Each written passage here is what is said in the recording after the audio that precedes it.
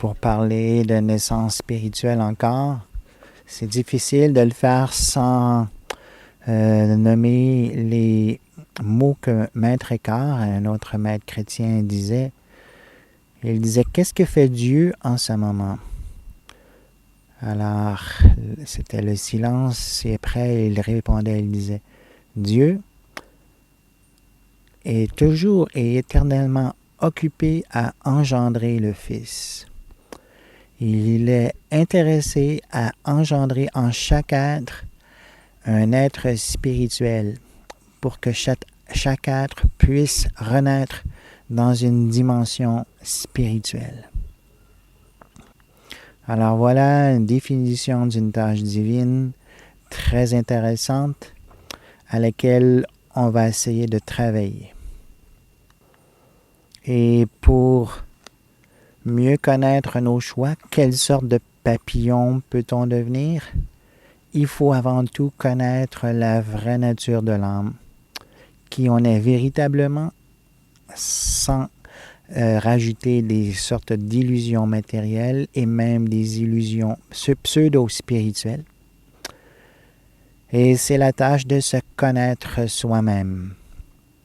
Le sage Lao Tzu, dans son Tao Te Ching, nous enseigne que qui connaît les autres est sage, mais qui se connaît soi-même est éclairé.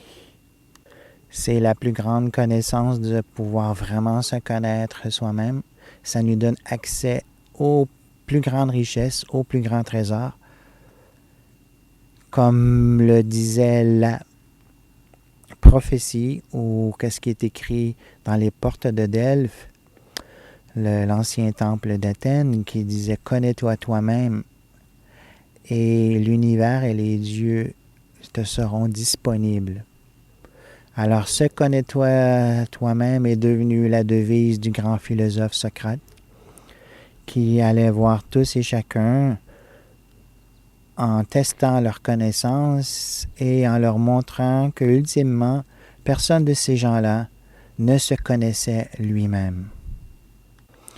Alors, ce test-là s'est fait il y a plus de 2500 ans. Socrate lui-même se disait que lui non plus, il ne se connaissait pas suffisamment, mais il était quand même persuadé qu'il était beaucoup plus qu'une chenille, il était beaucoup plus qu'un corps matériel, que lorsqu'on lui a demandé de mourir, il n'avait pas eu peur de mourir, qu'il se disait que le corps est simplement un obstacle à la philosophie. Sans corps, on peut mieux philosopher, alors il n'avait pas peur de mourir pour pouvoir renaître ou être libéré du corps. Alors, dans la tradition de l'Inde, c'est un peu différent.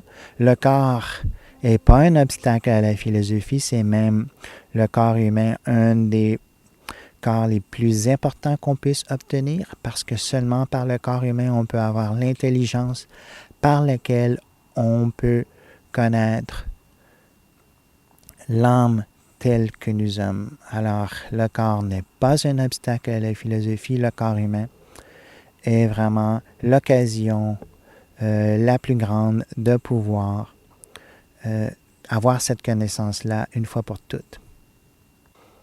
Alors, il y a des discussions fameuses qu'on attribue à Bouddha, mais qui est attribuée aussi à plusieurs grands sages. C'est que le sage ou Bouddha se promenait sur le bord de l'océan avec son disciple.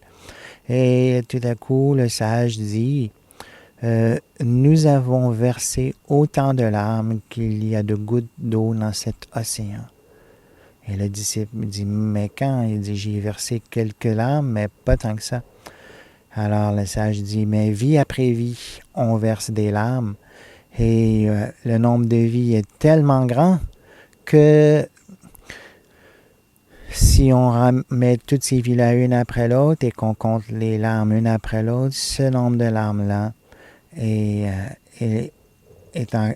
aussi grand que le nombre de gouttes d'eau dans l'océan. » Et ensuite, c'est enchaîné que parmi toutes ces diverses naissances-là, une après l'autre, la plus rare, c'est la forme de vie humaine par laquelle on peut comprendre notre nature spirituelle. Et L'exemple est donné d'une tortue qui nage dans cet océan-là et la tortue, disant qu'elle met sa tête hors de l'eau rarement, une fois à tous les quelques minutes par exemple. Alors elle expliquait que la forme de vie humaine est aussi rare que si par hasard une tortue pouvait mettre sa tête hors de l'eau une fois tous les 1000 ans et qu'une guirlande qui serait mise par la plage par hasard serait entourée et il mettrait son cou par hasard dans la guirlande. Alors le hasard ou la difficulté d'avoir une vie humaine est aussi grande que la très peu probable union du cou de la tortue et de cette guirlande-là qui irait au hasard. Alors c'est une formule un peu bouddhiste pour montrer la rareté de la forme humaine. Dans la tradition de l'Inde, c'est décrit qu'il y a 8 400 000 formes de vie, de la plus petite bactérie à la plus grosse baleine. Et la forme humaine en est une des plus rares dans toutes ces formes-là.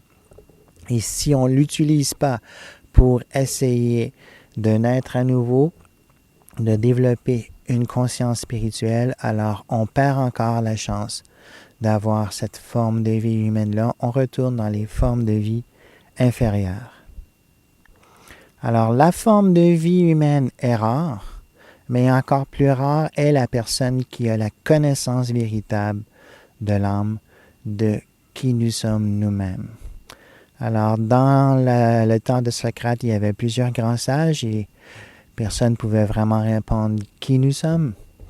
Et depuis ce temps-là, il y a plus de 2500 ans, il y a eu plusieurs autres grands sages. Mais la réponse est toujours très difficile à trouver. Un des plus grands philosophes du 20e siècle, Martin Heidegger, en Allemagne, disait que toute l'histoire de la philosophie occidentale s'est sauvée de la question qui nous sommes. Elle a tout fait pour ne pas répondre à cette question-là, même si c'est la question la plus importante à répondre. Personne a réussi vraiment à bien à y répondre. Alors quand on dit personne, c'est un bien grand mot. C'est juste pour dire que c'est rarement atteint, c'est rarement poursuivi jusqu'au bout, par paresse intellectuelle, par ignorance de la vraie importance de la vie, ou tout simplement par illusion de croire que l'on sait déjà ce qu'on ne sait pas vraiment.